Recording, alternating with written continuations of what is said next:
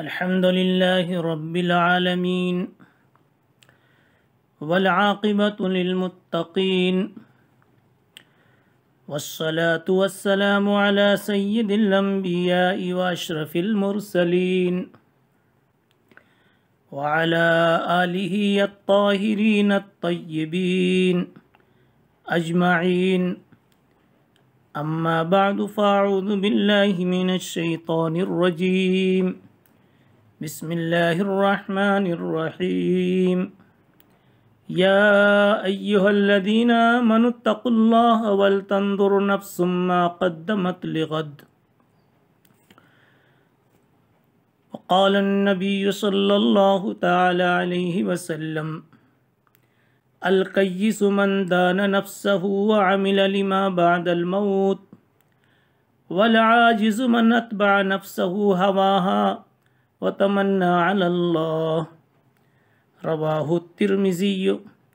او كما قال رسول الله صلی اللہ علیہ وسلم. محترم بزرگوں، دوستوں اور ساتھیوں،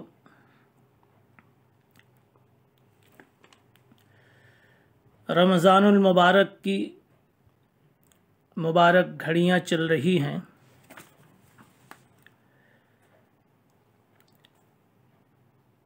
اس ماہ مبارک میں اللہ کی طرف سے جو انعامات، احسانات، جو عطائیں، نوازشیں بندوں پر لٹائی جاتی ہیں، ہر انسان کو سوچنا چاہیے کہ ان میں سے ہمارے دامن میں کتنا حصہ آیا اور کتنا نہیں آیا. بلکہ یہ بھی سوچنا چاہیے کہ کچھ آیا بھی کہ نہیں آیا. یہ بات اس لیے کہی جا رہی ہے کہ انسان مختلف صلاحیتوں کا مجسمہ ہے. انسان میں مختلف قسم کی صلاحیتیں پائی جاتی ہیں، اور اپنی ان گوناگون صلاحیتوں کی وجہ سے ان سعیکم لشتی، قرآن مجید کہتا ہے کہ ہر انسان کی دوڑ دھوپ، دوڑ بھاگ کا منشا جدا جدا ہوتا ہے. تو انسان کبھی دنیا کی باغ دوڑ میں لگ جاتا ہے اور آخرت کی فکر سے غافل ہو جاتا ہے. علامہ ابن قیم رحمۃ اللہ علیہ نے ایک موقع پر لکھا ہے کہ اپنے دل کے اعتبار سے انسان کی 3 قسمیں ہیں. یعنی انسان کے دل 3 قسم کے ہیں.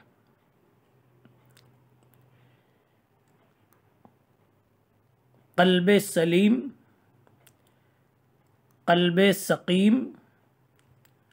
اور قلب میت. قلب سلیم وہ دل کہلاتا ہے جس دل میں شریعت کا اتنا احترام ہو، اللہ کی اور اللہ کے رسول صلی اللہ علیہ وسلم کی محبت کا اتنا غلبہ ہو کہ شریعت کے کسی امر کے خلاف چلنا اس کے لیے مشکل ہے، شریعت کا کوئی قانون توڑنا اس کے لیے مشکل ہو، اور شریعت کی دی ہوئی کسی ہدایت کو چھوڑنا اس کے لیے مشکل ہے. وہ نمازیں نہیں چھوڑ سکتا، وہ خوش خلقی نہیں چھوڑ سکتا، وہ صبر اور حلم کو نہیں چھوڑ سکتا، وہ شکر کی دولت کو نہیں چھوڑ سکتا، وہ اللہ کے راستے میں خرچ کرنے کی سعادت کو نہیں چھوڑ سکتا، وہ ارکان اربعہ نماز روزہ حج زکوٰۃ کو نہیں چھوڑ سکتا، وہ صلہ رحمی کو نہیں چھوڑ سکتا، غرضے کی کسی بھی لائن کی شرعی ہدایت کا چھوڑنا اس کے لیے مشکل ہوتا ہے، اور کسی بھی ممنوع کام کا کرنا یہ اس کے لیے اس سے بھی زیادہ مشکل ہوتا ہے۔ وہ آپ کو بدگوئی کرتا ہوا نہیں ملے گا، بد کلامی میں مبتلا نہیں ملے گا، بد نگاہی کا شکار نہیں ملے گا، وہ حرام لقمہ نہیں کھاتا ہوگا، دوسروں کا دل نہیں دکھاتا ہوگا، اس لیے کہ اس کا دل قلب سلیم بن چکا ہے، وہ خود سلامتی سے جینا اور دوسروں کو سلامتی کے ساتھ جیتے ہوئے دیکھنا پسند کرتا ہے۔ اس کی طبیعت میں حسد نہیں ہوگا، اس کی طبیعت میں کبر نہیں ہوگا، اس کی طبیعت میں دوسروں کی ایذا رسانی کا جذبہ نہیں ہوگا۔ ایسے ہی دل کے تعلق سے قرآن مجید نے کہا ہے یوم لا ینفع مال ولا بنون، قیامت کا دن وہ دن ہوگا جب کہ کسی کو اس کا مال، اس کی اولاد کسی قسم کا نفع نہیں دے سکتی، الا من اتی اللہ بقلب سلیم، صرف نفع بخش زندگی اس کی ثابت ہوگی جو اللہ کے پاس قلب سلیم لے کر کے آوے گا۔ دوسرا دل قلب سقیم ہوتا ہے۔ قلب سقیم وہ دل ہے جو بیمار دل کہلاتا ہے، جس میں ہر قسم کی کمزوری ہے، حسد کی بیماری اس میں ہے، بخل کی بیماری اس میں ہے، لالچ کی بیماری اس میں ہے، ظلم کی بیماری اس میں ہے، نخوت خود پسندی کی بیماری اس میں ہے، ایذا رسانی کی بیماری اس میں ہے، غرضے کی جتنی بھی انسانی خوبیاں ہیں ان ساری خوبیوں سے یہ دل محروم ہوتا ہے، اور جتنی بشری کمزوریاں ہیں، انسانی کمزوریاں ہیں، وہ ساری کمزوریاں اس کے اندر میں پائی جاتی ہیں۔ اور تیسرا دل قلب میت کہلاتا ہے، وہ دل جو مر چکا ہے، جس دل میں احساس و شعور کی رمق باقی نہیں رہی۔ قلب سقیم میں، قلب مریض میں اور قلب میت میں یہ فرق ہے کہ قلب سقیم میں، قلب مریض میں، جس کو میں کبھی کبھی سقیم کہہ رہا ہوں، جو کمزوریاں ہوتی ہیں ان کمزوریوں کو جب بتلایا جاتا ہے، ان کمزوریوں پہ جب تنبیہ کی جاتی ہے اور ان کمزوریوں کا جب علاج بتلایا جاتا، اس کے نقصانات، اس کے مضر پہلو جب بتلائے جاتے ہیں، تو انسان اس جھنجھوڑنے سے، تنبیہ کیے جانے سے کبھی اٹھ کر بیٹھ جاتا ہے، کبھی توبہ کے لیے آمادہ ہو جاتا ہے، کبھی اللہ سے ڈر جاتا ہے اور ایک نیا فیصلہ لیتا ہے کہ مجھے اب اپنی زندگی خوبصورت بنانی ہے، صالح انسان والی زندگی میری اپنی بنانی ہے۔ اس قلب کو قلب سلیم، اس قلب کو قلب سقیم کہتے ہیں، یعنی قلب مریض کہتے ہیں۔ اور آپ بھی دیکھتے ہیں دواخانوں میں کہ مریض بسا اوقات ڈاکٹر کے علاج سے، اس کے انجیکشن سے، اس کے آپریشن سے، اس کی کڑوی دواؤں سے جب وہ سمجھوتا کر لیتا ہے اور اس کے علاج کو اپنا نفع کی چیز سمجھ لیتا ہے تو انہی کڑوی دواؤں سے، آپریشن سے، انجیکشن سے اس کو ان تمام بیماریوں سے شفا نصیب ہو جاتی ہے۔ اسی طریقے سے بیمار دل جب اسلام کی بتلائی ہوئی کڑوی دوائیں، اسلام کا بتایا ہوا نظام علاج جب بندہ اپناتا ہے تو اللہ تعالیٰ اس قلب سقیم کو رفتہ رفتہ صحت عطا فرما کر قلب سلیم بنا دیتے ہیں۔ لیکن جو دل قلب میت ہو چکا ہے، مر چکا ہے، جو کفر اور شرک کی آلائشوں میں ملوث ہو چکا ہے، جس کے دل میں اب شعور کی کوئی رمق باقی نہیں رہی، اب اس کا علاج نہیں رہ جاتا ہے، جھنجھوڑنے سے بھی یہ اٹھ کے بیٹھ نہیں سکتا۔ یہ وہ لوگ ہیں جن کی تقدیر میں اللہ نے ہدایت نہیں لکھی، جن کی قسمت میں ہدایت کی کوئی کرن نہیں دی گئی ہے۔ اللہ تعالی ہم سب کو ایسے مردہ دل سے محفوظ فرماوے اور قلب سلیم نصیب فرماوے اور ہمارے دلوں کی بیماریوں کا اللہ علاج فرماوے۔ میں نے جو حدیث پڑھی ہے آپ کے سامنے، القیس من دان نفسہ وعمل لما بعد الموت، اس حدیث میں جناب رسول اللہ صلی اللہ علیہ وسلم نے دلوں کے علاج کا نسخہ ہی بتلایا ہے۔ آپ ارشاد فرماتے ہیں القیس من دان نفسہ، جو آدمی اپنا محاسبہ کرتا رہے، اپنا حساب لیتا رہے، اپنا جائزہ لیتا رہے، اپنی کمی بیشی کو دیکھتا رہے، اپنے اعمال پر، کردار پر نگاہ رکھے، ایسا انسان اللہ کی نگاہ میں چالاک اور ہوشیار مانا جاتا ہے۔ اب ظاہر سی بات ہے کہ انسان جب اپنا حساب کرتا رہے گا، اپنا محاسبہ کرتا رہے گا، اپنے اعمال کی نگرانی کرتا رہے گا، اپنے ایک ایک بول کی نگرانی کرتا رہے گا، اپنے 24 گھنٹے کے لمحات کی نگرانی کرتا رہے گا، اپنے جیب سے خرچ کرنے والے پیسوں کی نگرانی کرتا رہے گا، اس حساب سے جب چلے گا یقیناً اس کو اپنی غلطیوں پر ضرور تنبیہ ملے گی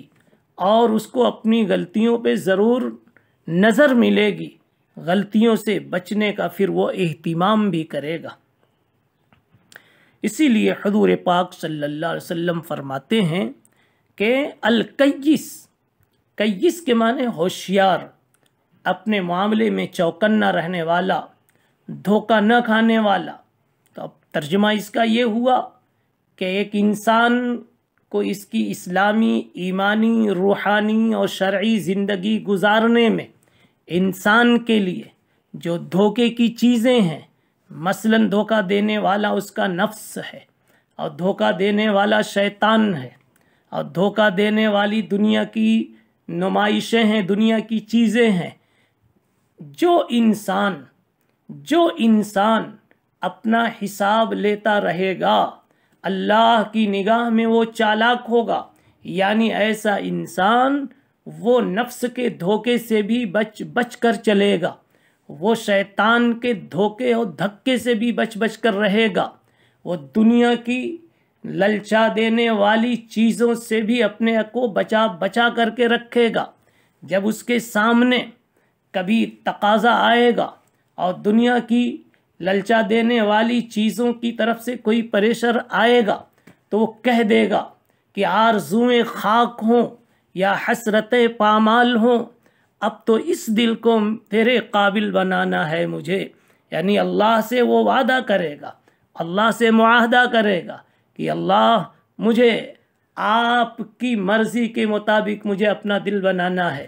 یہ جب اس طرح سے چالاکی کے ساتھ، ہوشیاری کے ساتھ اور بیدار مغزی کے ساتھ جب زندگی گزارے گا تو یقیناً اللہ تعالیٰ کی نگاہ میں یہ انسان ہوشیار لکھا جائے گا۔ القیس من دان نفسہ وعمل لما بعد الموت۔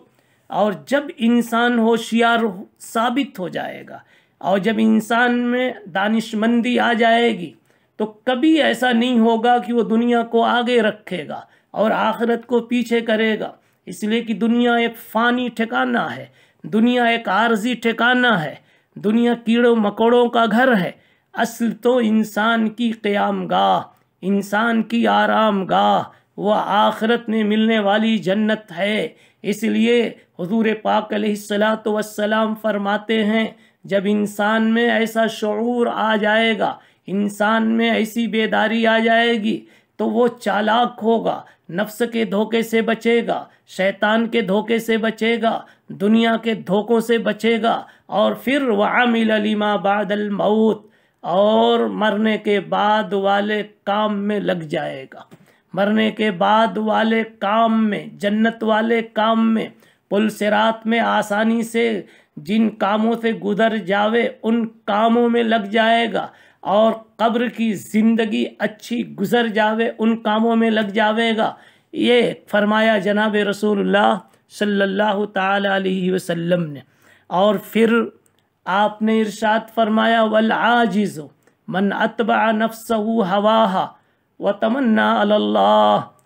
وہ آدمی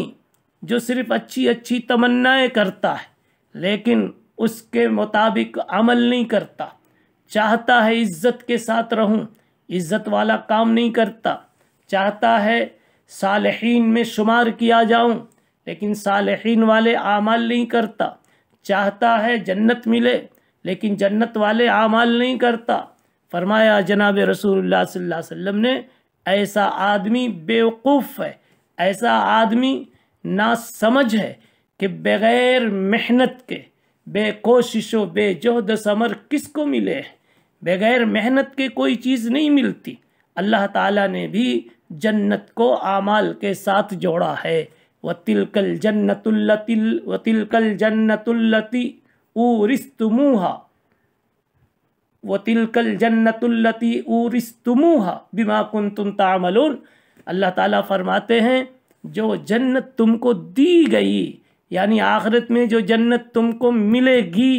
وہ تمہارے اعمال کے نتیجے میں ملے گی۔ اس لیے اس حدیث سے یہ سبق ملا کہ ہر انسان کو اپنا محاسبہ کرتے رہنا چاہیے۔ حضرت عمر ابن خطاب رضی اللہ تعالیٰ عنہ نے فرمایا ہے حاسبوا انفسکم قبل ان تحاسبوا۔ اپنا حساب خود کر لیا کرو اس دن کے آنے سے پہلے کہ تمہارا حساب آسمان والا کرنا شروع کر دے۔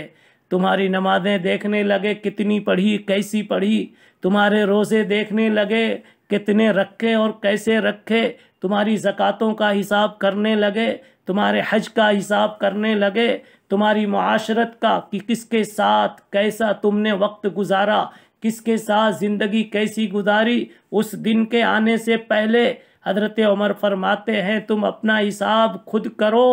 اپنے حساب لینے کا معمول بناؤ، یومیہ حساب بناؤ، یعنی روزانہ کا حساب، ہفتے کا حساب، مہینے کا حساب، سالانہ حساب کہ میں نے پچھلے سال رمضان میں کتنا قرآن پڑھا تھا، اس سال میں کتنا پڑھ رہا ہوں، اور پچھلے سال میں نے کتنی نیکیاں کی تھی، اس سال میں اس میں پیچھے ہوں یا آگے ہوں۔ اس قسم کا محاسبہ انسان کو اپنی ذات کے ساتھ کرتے رہنا چاہیے۔